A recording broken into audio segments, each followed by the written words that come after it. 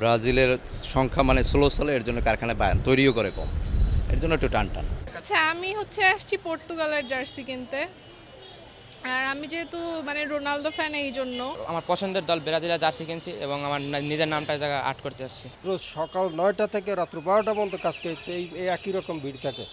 আমি আজকে আর্জেন্টিনার জার্সি কিনছি। আমি আর্জেন্টিনার ফ্যান, ছোটবেলা থেকে আর্জেন্টিনা করা হয়। আমি ব্রাজিল, ফরএভার ব্রাজিল, বাট আমার ভাই হলো যে আমার অপোনেন্ট পর্তুগাল, তো ওর জন্য জার্সি খুঁজতে আসছি। মানে বিশ্বকাপ, তো একটা বল কিনছি, আমরা নিজেরাও খেলবো, খেলা দেখবো, এনজয় করবো নিজেরা। বিশ্বকাপ শুরু হয়েছে, এখন মনে করেন বল কিনে খেলবো আর বিশ্বকাপ দেখবো। বিশ্বকাপ খেলা হবে আর নিজেরা ফুটবল খেলবো, এই জন্য বল কিনতে আসছি। বাট ব্রাজিলটা হোমটা কোনোটাই নাই, না আছে লোকালটা, না আছে প্লেয়ার এডিশনটা। বাচ্চা মালের ধরেন 100 টাকা বেড়ে গেছে, তো একটা মাল যে মাল আমরা 300-400 বেচতাম, ওই মাল এখন 500-600 টাকা বেচা লাগে। আসছি একটা জার্সি কিনছি, তারপর এখন নাম লিখবো জার্সিতে।